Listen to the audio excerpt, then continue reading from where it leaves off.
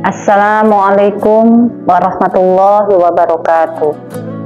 Bismillah, alhamdulillah, salatu wassalamu ala rasulillah wa ala alihi wa sahbihi wa mawala, amma ba'd.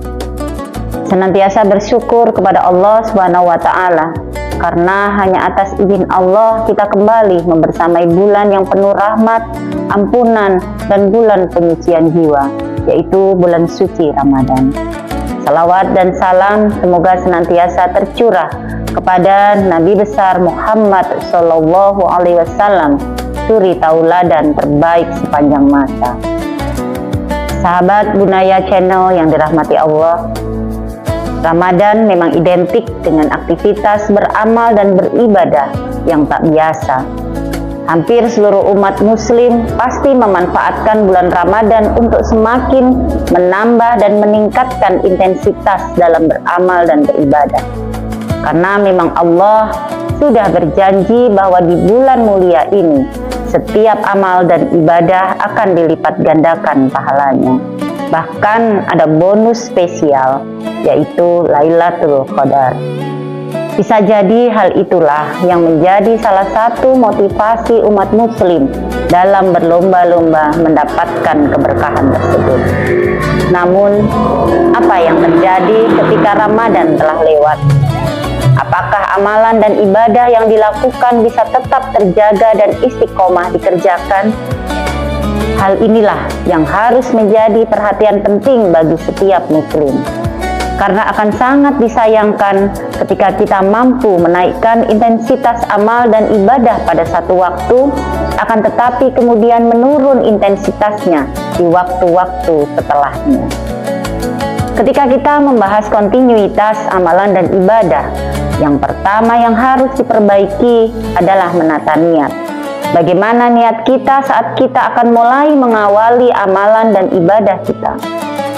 Memulai amalan dan ibadah yang baik adalah jika kita melakukannya memang niat karena perintah Allah dan semata-mata mengharap hanya pada Allah, bukan karena ikut-ikutan atau pamer, apalagi mengharap pujian dari orang lain. Karena memang sangat berat ketika kita melakukan amal ibadah hanya karena ikut-ikutan. Berat di sini maksudnya adalah ketika atmosfer Ramadan yang begitu mendukung amal ibadah itu sudah hilang, maka seiring waktu akan luntur juga semangat kita, karena kita hanya mengandalkan suasana yang mendukung. Yang kedua adalah lingkungan. Jika Ramadan kemarin kita aktif di masjid, ikut kajian, rajin tilawah, dan bersedekah, maka kebiasaan itu harus dipelihara meskipun tak sepenuh saat Ramadan. Pada prinsipnya kita hanya perlu mempertahankan lingkungan yang ada pada Ramadan dengan jalan mengusahakan agar bisa menemukan lingkungan yang mampu mendukung niat kita untuk mengistiqomahkan setiap amalan dan ibadah. Yang ketiga adalah ilmu.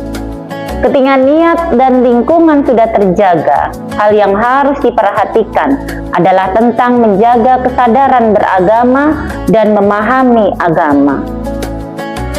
Memahami agama itu butuh ilmu. Ilmu agama itu sangat penting untuk dipelajari. Sejatinya ilmu ini sebagai senjata kita untuk menjaga diri dan membuat kita istiqomah.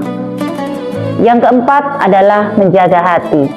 Menjadi manusia yang istiqomah di tengah kehidupan yang penuh dengan gempuran fitnah memang tidaklah mudah. Mungkin kita harus berulang kali menambah, membetulkan langkah-langkah kita manakala ada yang dirasakan sudah menyimpang. Ahmad Syakirin menjelaskan bahwa istiqomah memang tidaklah mudah. Rasulullah saja beruban sebelum waktunya, dan itu terkait istiqomah. Bagaimana Allah berfirman dalam Quran surat Hud ayat 112 yang artinya, maka istiqomahlah engkau Muhammad di jalan yang benar, sebagaimana telah diperintahkan kepadamu dan juga orang yang bertaubat bersamamu, dan janganlah kamu melampaui batas. Sungguh, Dia Maha melihat terhadap apa yang kamu kerjakan. Sahabat Bunaya yang dirahmati Allah, Kunci dari bagaimana mempertahankan ibadah pasca Ramadan adalah konsistensi meskipun sedikit, berdoa, mohon ketetapan hati, serta berteman dengan orang-orang yang soleh untuk menjaga semangat ibadah. Ya muqallibal qulub, sabit qalbi ala dinik. Wahai zat yang membolak-balikkan hati, tetapkanlah hatiku di atas agamamu. Amin ya rabbal alamin. Billahi taufiq wal hidayah. Assalamualaikum warahmatullahi wabarakatuh.